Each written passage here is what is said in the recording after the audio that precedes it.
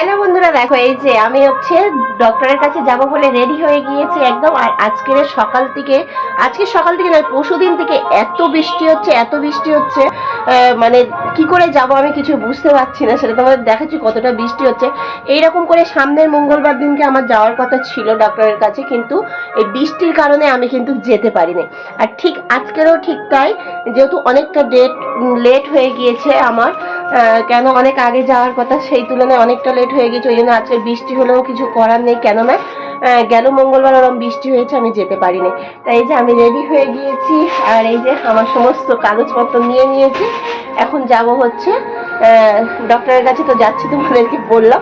তা ঠিক আছে, চলো তোমরা ভিডিওটা দেখতে থাকো, ব্লগটা দেখতে থাকো, আশা করি ভালো লাগবে। আর এই যে আজকের যেহেতু কি বলতো, এই যে গান বাজছে না, আজকের আমাদের এখানে মনসা পুজো, জানো তো, সেই জন্য রান্না নেই। আর রান্না নেই যেহেতু মনসা পুজোয় আমাদের এখানে পান্তা করতে হয় ঠান্ডা, তা পান্তা করা হয়েছে। আর রান্না নেই বলে আরও একদিকে একটু সুবিধা হলো, নইলে হয়তো আরও অনেক তাড়াতাড়ি উঠে একটু কাজ করতে হতো, রান্না করে যেতে হতো। হ্যাঁ, তা ঠিক আছে, চলো। তা এই যে দেখো, এত বৃষ্টি হচ্ছে, আর পুরো আকাশটা পুরো মেঘলা করে আছে, একদম মেঘলা করে আছে।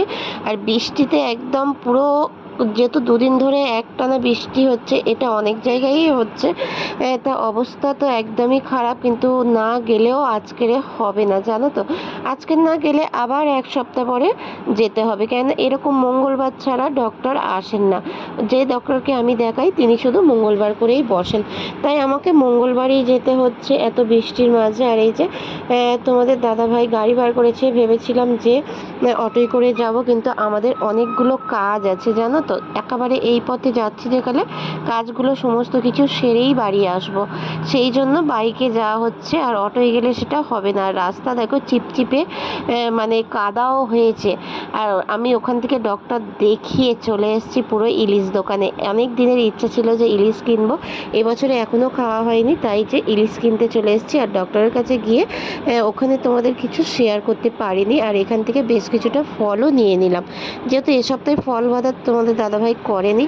আবার ওখান থেকে ফল নিয়ে ফেরার পথে, এটা হচ্ছে আমাদের পঞ্চায়েতে কেন এসেছি জানো, আমি ছেলের সার্টিফিকেটটা হারিয়ে ফেলেছি, জন্ম সার্টিফিকেটটা হারিয়ে ফেলেছি মানে কোথাও না কোথাও আছে, কিন্তু আমি খুঁজে পাচ্ছি না, জানো তো।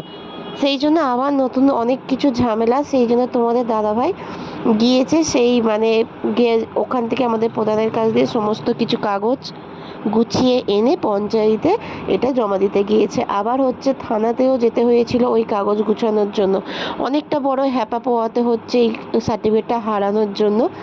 আর এদিকে দেখো, আমি যা মানে বাজার করে এনেছিলাম সেগুলোকে বের করেছি, কেন ফ্রিজে রাখতে হবে, গুছিয়ে রাখতে হবে তো। আর ফলগুলো না ফ্রিজে রাখলে নষ্ট হয়ে যাবে। আর এদিকে বরমশাই কি বলছে জানো, বরমশাই এসছে মানে স্নান টান করে রেডি হয়ে খাবে বলে বলছে, এত মানে পান্তা যেহেতু আজকের আমাদের। আর এদিকে আমি একটু ওলডাটাও কিনে এনেছি, ওলডাটাটা দেখতে পেলাম বেশ ভালো, এইটুখানি ওলডাটার দাম নিল 20 টাকা। আর এদিকে বরমশাই বলছে এতগুলো পান্তা কদিন ধরে খাবে। আমি আবার বরমশাইয়ের সাথে একটু বললাম যে বেশি নেওয়া হয়ে গিয়েছে, কি করব। তা ঠিক আছে, চলো।